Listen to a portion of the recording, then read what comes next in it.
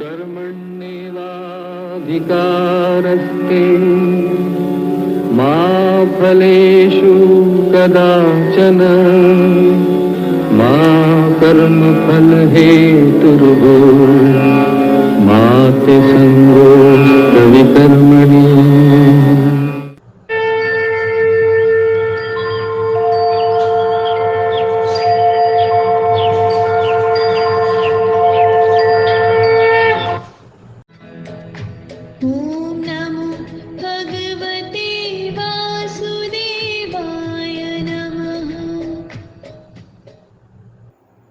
अथाष्टादशो अध्यायः। अर्जुन बोले, हे महाबाहु, हे ऋषिकेश, हे केशनीशूदन, मैं संन्यास और त्याग का तत्व अलग अलग जानना चाहता हूँ। श्री भगवान बोले, कुछ ज्ञानी जन सकाम कर्मों के त्याग को संन्यास कहते हैं और विचारशील जन संपूर्ण कर्मों के फल को त्याग कहते हैं। कई विद्वान कहते हैं कि कर्म दोषयुक्त है, इसलिए सभी कर्मों को छोड़ देना चाहिए, और कई विद्वान कहते हैं कि यज्ञ, दान और तप आदि कर्मों का त्याग नहीं करना चाहिए। हे भारत सतम, तू पहले त्याग के विषय में मेरा निश्चय सुन, क्योंकि हे पुरुष व्याघ्र, त्याग 3 प्रकार का कहा गया है।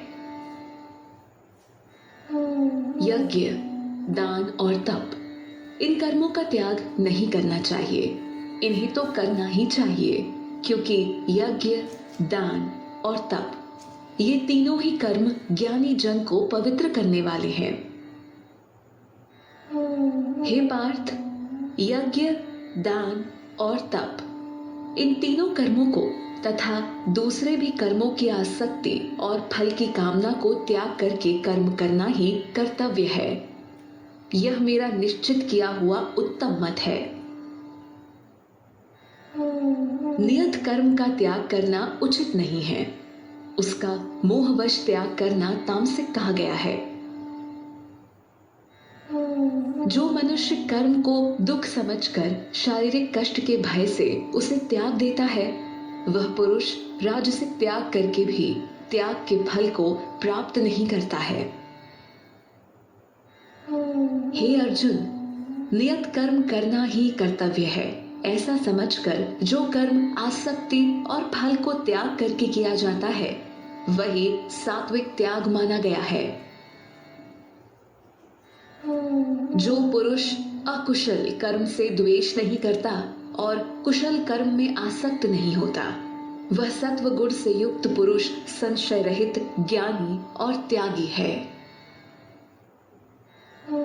क्योंकि देहधारी मनुष्य के द्वारा पूर्ण रूप से कर्मों का त्याग करना संभव नहीं है, इसलिए जो कर्म फल का त्यागी है, वास्तव में वही त्यागी है, ऐसा कहा जाता है। कर्म फल का त्याग न करने वाले मनुष्य को इष्ट, अनिष्ट या मिश्रित, ये 3 प्रकार का कर्म फल मरने के बाद मिलता है, जो कि कर्म फल का त्याग करने वाले प्राणियों को कभी नहीं मिलता। हे महाबाहो, सभी कर्मों की सिद्धि के लिए ये 5 कारण सांख्य सिद्धांत में कहे गए हैं, जिनको तू मुझसे अच्छी तरह समझ। कर्मों की सिद्धि में कर्म करने के लिए आश्रय, कर्ता और अनेक प्रकार की इंद्रियाएं एवं विभिन्न प्रकार की अलग अलग चेष्टाएं तथा 5वां कारण दैव है। मनुष्य अपने शरीर, वाणी और मन से जो भी उचित या अनुचित कर्म करता है, ये ही उसके 5 कारण हैं। अशुद्ध बुद्धि होने के कारण जो पुरुष केवल शुद्ध आत्मा को ही कर्ता समझता है, ऐसा मलिन बुद्धि वाला अज्ञानी पुरुष सत्य को नहीं देखता है। जिस पुरुष में अहंकार का भाव नहीं है और बुद्धि किसी गुण दोष से लिप्त नहीं है, वह पुरुष इन सभी प्राणियों को मारकर भी वास्तव में न मारता है और न पाप से बंधता है। ज्ञान, ज्ञेय और ज्ञाता, ये तीन कर्म के प्रेरक हैं और करण, कर्म और कर्ता ये तीन प्रकार के कर्म संग्रह हैं। गुण संख्या शास्त्र में गुणों के भेद के अनुसार ज्ञान, कर्म तथा कर्ता के तीन तीन भेद कहे गए हैं। इन्हें भी तुम मुझसे यथार्थ रूप में सुनो। जिस ज्ञान से सभी अलग अलग प्राणियों में एक अविनाशी परमात्मा को देखा जा सकता है, उस ज्ञान को तुम सात्विक जानो। जिस ज्ञान से मनुष्य सभी प्राणियों में अलग अलग भावों को अलग अलग जानता है, उस ज्ञान को तुम राजसिक जानो।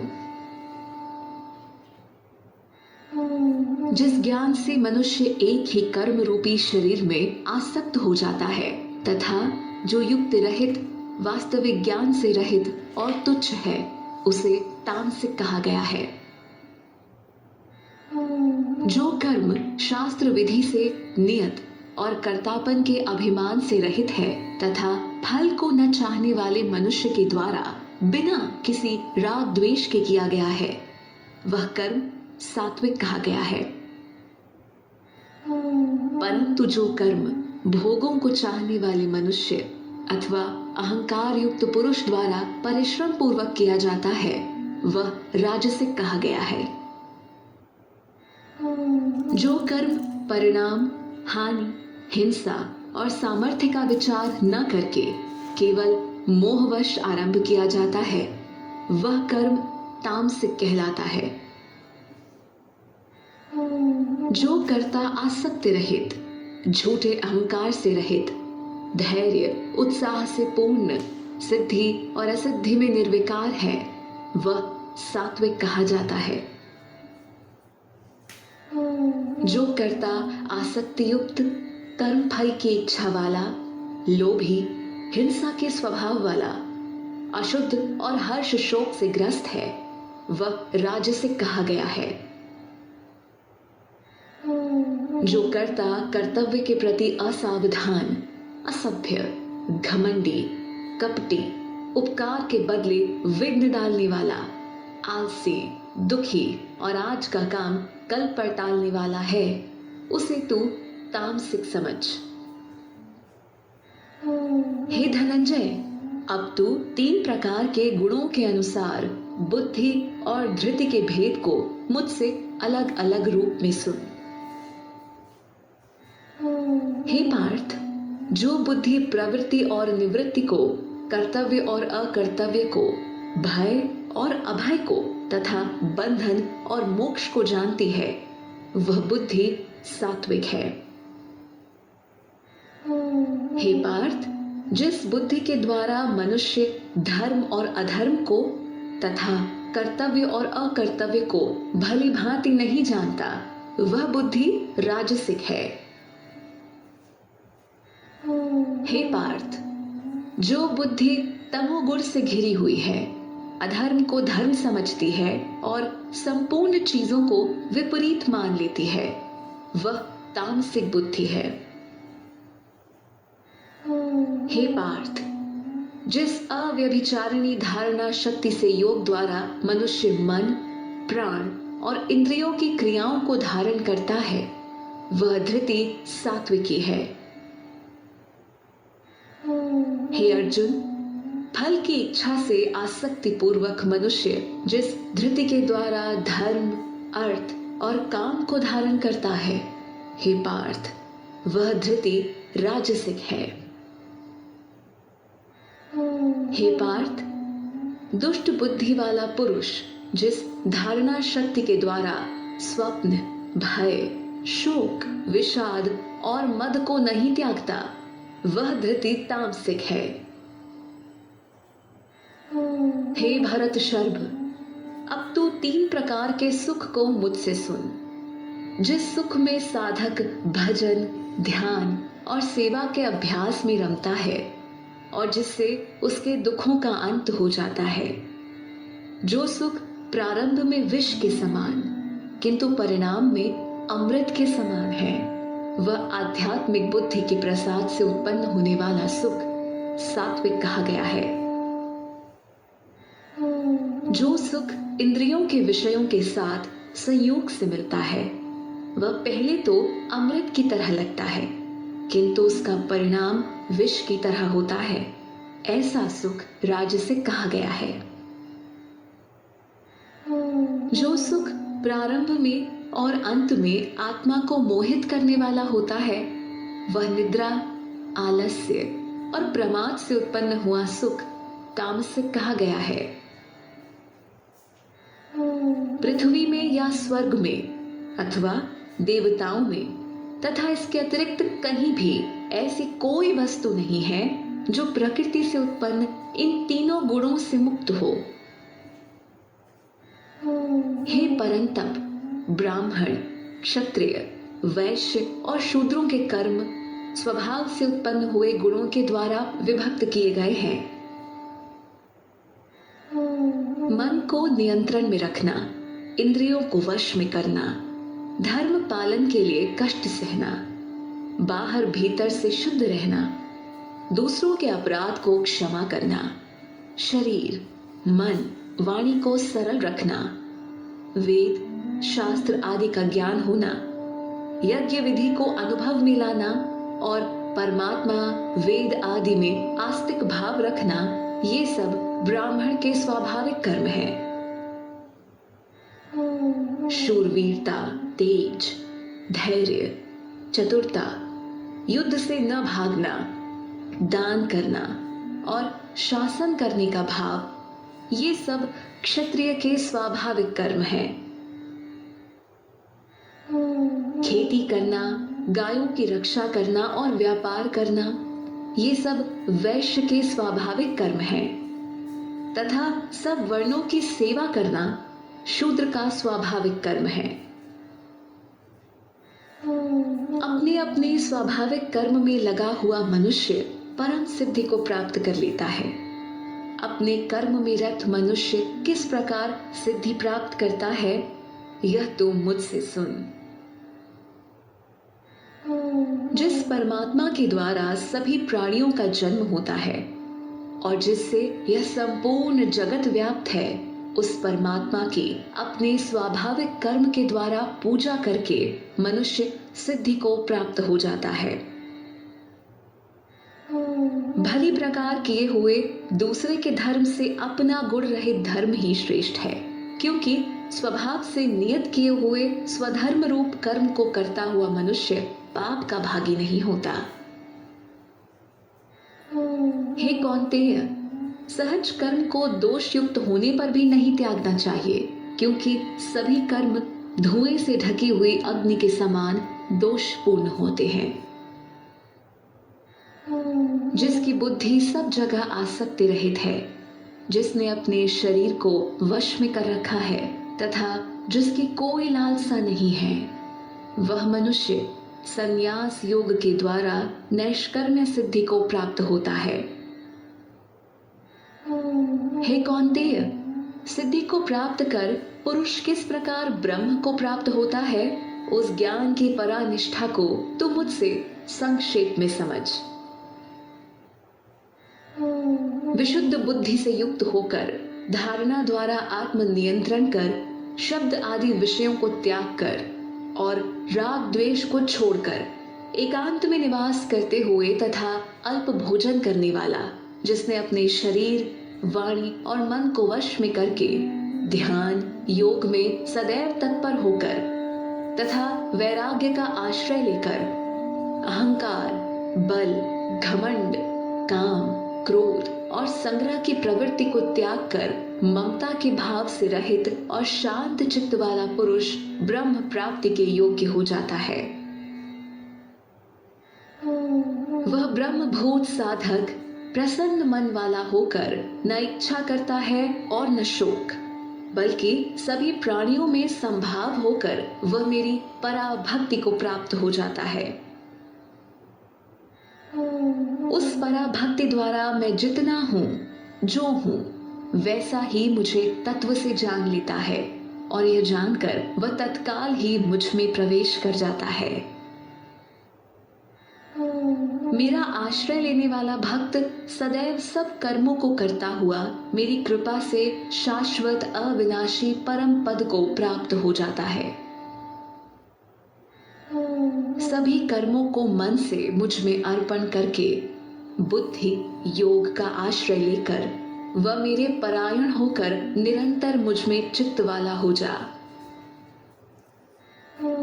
मुझ में चित्त लगाकर तू मेरी कृपा से सभी बाधाओं को पार कर जाएगा, और यदि तू अहंकार के कारण मेरी बात नहीं सुनेगा तो तेरा विनाश हो जाएगा। अहंकार का आश्रय लेकर यदि तू ऐसा मान रहा है कि मैं युद्ध नहीं करूंगा, तो यह तेरा निश्चय झूठ है, क्योंकि तेरा स्वभाव ही तुझे युद्ध में लगा देगा। हे कौन्तेय, तुम स्वभाववश अपने कर्मों से बंधे हो। मोह के कारण जिस कर्म को तुम करना नहीं चाहते हो, वही तुम क्षत्रिय प्रकृति के कारण विवश होकर करोगे। हे अर्जुन, ईश्वर सब प्राणियों के हृदय में रहते हैं और अपनी माया से शरीर रूपी यंत्र पर आरूढ़ हुए सभी प्राणियों को उनके स्वभाव के अनुसार भ्रमण कराते रहते हैं। हे भारत, तू संपूर्ण भाव से उस ईश्वर की शरण में जा। उसकी कृपा से तू परम शांति और शाश्वत परम धाम को पा जाएगा। यह गूढ़ से गूढ़तम ज्ञान मैंने तुझसे कह दिया। अब इस ज्ञान पर तू अच्छी तरह से विचार करके जैसा चाहता है वैसा कर। तू अब सबसे अत्यंत गोपनीय और परम वचन को फिर मुझसे सुन, क्योंकि तू मुझे सबसे प्रिय है, इसलिए मैं तेरे हित की बात कहूंगा। अपना मन तू मुझ में स्थिर कर। तू मेरा भक्त हो जा, मेरा पूजन कर और मुझे नमस्कार कर। ऐसा करने से तू मुझे ही प्राप्त होगा। यह मैं तुझसे सत्य प्रतिज्ञा करता हूँ, क्योंकि तू मुझे अति प्रिय है। सब धर्मों को त्याग कर तू केवल एक मेरी शरण में आ। मैं तुम्हें सब पापों से मुक्त कर दूंगा। तू शोक मत कर। यह गोपनीय वचन न तो अतपस्वी को और न अभक्त को ही कहना। जो सुनना नहीं चाहता उसको भी मत कहना, और ना ही जो मनुष्य मेरे में दोष दृष्टि रखता है उससे कहना। जो पुरुष मेरी परम भक्ति करके इस परम गोपनीय ज्ञान को मेरे भक्तों को सुनाएगा, वह निस्संदेह मुझे ही प्राप्त होगा। मनुष्यों में उससे बढ़कर न तो कोई मेरा अत्यंत प्रिय कार्य करने वाला है, और न ही उससे बढ़कर इस पृथ्वी पर दूसरा कोई मेरा प्रिय होगा। जो मनुष्य हम दोनों के इस धर्ममय संवाद का अध्ययन करेगा, उसके द्वारा मैं ज्ञान यज्ञ से पूजा जाऊंगा, ऐसा मेरा मत है। जो मनुष्य श्रद्धा युक्त और दोष दृष्टि से रहित होकर इस गीता ग्रंथ को सुन भी लेगा, वह संपूर्ण पापों से मुक्त होकर पुण्य कर्म करने वालों के शुभ लोकों को प्राप्त होगा।